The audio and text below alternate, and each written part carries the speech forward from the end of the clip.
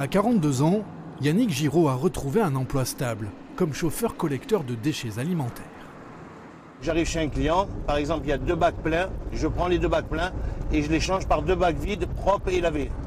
Reconnu travailleur handicapé, il est depuis le 1er janvier en CDI au sein de l'entreprise solidaire Les Alchimistes, qui compte une trentaine de salariés. Une étape importante dans sa reconstruction professionnelle après un burn-out il y a 10 ans. Aujourd'hui, il est un employé comme les autres. Dès le début, même sous la forme d'entreprise adaptée, j'ai été accepté directement comme un employé alchimiste. Après, c'est juste une satisfaction personnelle d'avoir obtenu un CDI au sein d'une entreprise tout à fait ordinaire, quoi. Et alors, t'as pris quoi aujourd'hui? C'est essentiellement des écoles. Créer de l'emploi et créer de l'emploi qui ressemble à la société, c'est-à-dire qui inclut les personnes handicapées, qui inclut les personnes en insertion, c'est tout à fait normal chez nous, c'est naturel. Et pourtant, pour les personnes en situation de handicap, le chemin vers l'emploi est souvent long et difficile. Tu peux pas me comprendre, t'es pas comme moi, donc...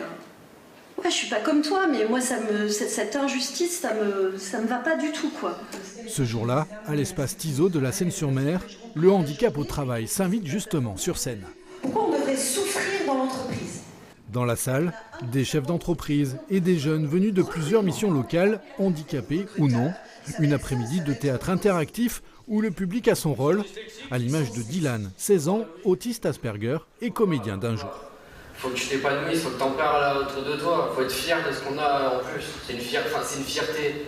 C'est une fierté dans le sens que t'es différente des autres. Et ça, c'est une force. Tu peux en faire une force. On rejoue une situation qui a été déjà vécue, mais qui a été mal vécue. Et ça permet justement, c'est cathartique le théâtre, ça permet de changer les choses et de trouver des solutions, des alternatives plus positives.